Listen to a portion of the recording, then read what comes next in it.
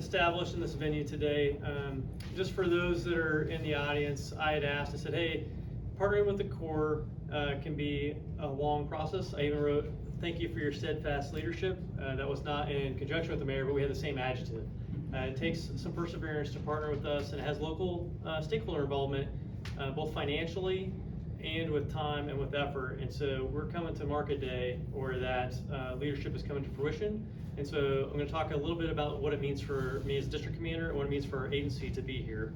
And then we'll come up and do a signing ceremony with the mayor. So first, for Senator Moran, my tie to this event is I started coming out here in 2003 when I was stationed at Fort Riley. That's my first introduction to Salina. And so it's been visible to me. It's not visible to everyone in the federal government, but it is a little bit of a hidden gem as you transition into Western Kansas. And for Mayor Longbine on the side, we were talking about the Land Institute, I'd send college students to the Land Institute to help out with some grain research, and that's helpful to the national security framework. So I had ties both academically when I was not here in the Kansas City area. And when I say Kansas City, for the Corps of Engineers, the Kansas City area is St. Louis to eastern Colorado. So it's a little bit bigger than what you may be thinking. And for Senator Moran and Mayor Longbine, I really just want to say thank you for leading your staffs in such a way as to partner well with the Corps. There's a lot of work going on behind the scenes with my team and your team to make it a team of teams. And I just want to say thank you for that steadfast leadership. That's my opening piece. And then I want to tell you, what are we actually doing here today? Today we're going to sign a federal cost share agreement between the City of Salina and the U.S. Army Corps of Engineers. Last time I was out here in August of 22. I brought my boss at the time, Brigadier General Van Epps, his deputy commander, Colonel Aaron Dorff, and we went to actually see the physical sites and see what we're talking about as it relates to an investment in the City of Salina on behalf of the federal government. Because some things you just have to see to understand, and so that's why we brought out our leadership and walked them through. At that time, we were working through our Continuing Authorities program, what's called in Section 1135, an ecosystem restoration project, which would be ecosystem restoration towards an existing core project. And we hit a hang-up. That specific authority has a substantial and clear dollar threshold. In this case, when we were getting close to the tentatively selected plan, we recognized the total project cost under this authority would exceed the $10 million of federal funding. There's more benefit here for the taxpayers of America than that authority allowed. And so that required us to go engage through our leadership back to Washington, D.C. to inform our congressional delegation, including Senator Moran's office, that we had potential investment here that exceeds the potential limit of cap, and that we need to progress under a new authority if it's the right thing to do. And in this case, that's what today's about.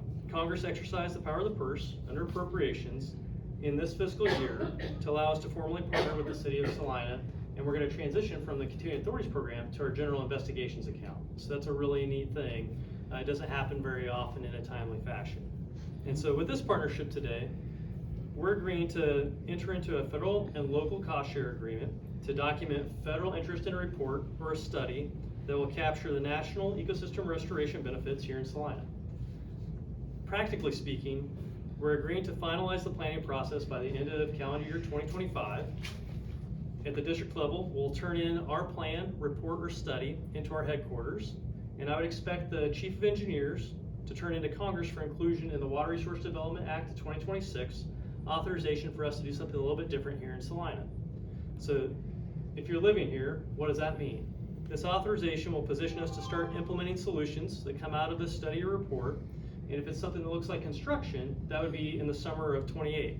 That assumes we have federal interest turned in by my boss's boss, the chief and the chief's report, and Congress keeps this project in the Water Resource Development Act of 2026. And so this FCSA, Federal Cost Share Agreement, could equate to construction here with the Corps and the City of Salina in the summer of 2028.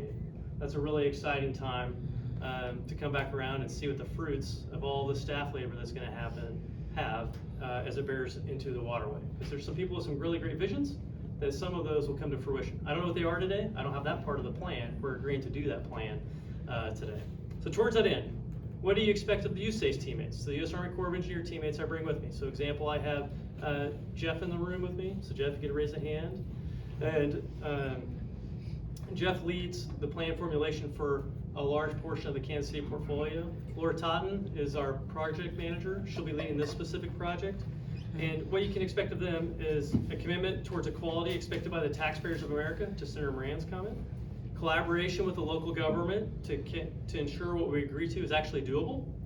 And lastly, the transparent communication along the way. We will have routine communication with the local government officials so they know where we are in the process. We won't wait till the end to come back around. At the end of the day, we need something that's implementable by the local government and something that you'd be, not necessarily, I don't have to get to the point of excited about, but I gotta at least make sure it meets your needs. So you can smile about that and go, that met our needs and the Corps was transparent with what we could do here. Because the local government could choose to do more than what the Corps wants to do. So we owe them that open communication to have a chance to do even more if they want to. So on behalf of my great teammates in the Kansas City District, we're proud to formalize the next step in our partnership with this FCSA signing today. And as I said at the opening, I'll say at the end, I'd really like to thank Senator Moran and the mayor for their steadfast leadership, using that same adjective, to get us to where we are today. I'll need more of that to get towards the end, because there are some hurdles to get between here and Ward of 26. But their leadership so far has given me confidence to stand here in front of you in a public setting and say I'm excited about where we will be, hopefully in the summer of 28. So with that, sir, I think we can come up and sign this.